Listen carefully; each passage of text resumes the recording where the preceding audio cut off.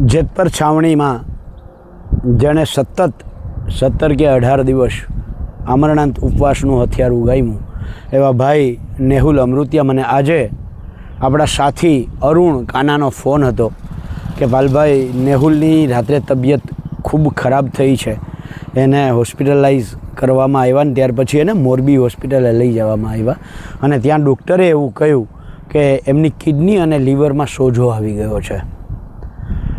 જે અમરનાથ ઉપવાસનો આપણે આમ તો કાયમી શીખ્યા છીએ નેહુલ કે આ કાળમીંઠ સરકાર સામે અમરનાથ ઉપવાસ જેવું, કારણ કે આપણે મરી જઈએ તો આ સરકારને ફરક નથી પડતો.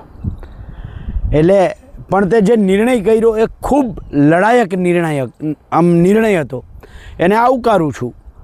પણ અત્યારે જે રીતે મને ખબર પડી છે કે તારી તબિયત ખરાબ છે, કિડની અને લીવરમાં સોજો આવી ગયો છે અને ત્યારે બધાયના સમજાવવાથી તે જે નિર્ણય કર્યો છે પારણા કરવાનો, તો આ નિર્ણય ખરેખર ખૂબ સારો છે.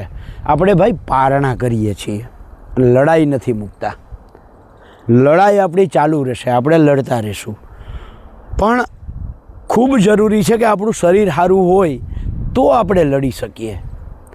મને યાદ છે વિદ્યાર્થી નેતાગીરી કરતા સમયે સૌરાષ્ટ્ર યુનિવર્સિટીમાં હું 11 દિવસના મેં અનશન જ્યારે કર્યા હતા ત્યારે મારી 6 મહિના 8 મહિના નહીં, લગભગ 5-6 વર્ષ સુધી એ શરીરમાં જે અનબેલેન્સ થયું હતું એ ધીરે ધીરે બેલેન્સ થતાં વાર લાગે છે.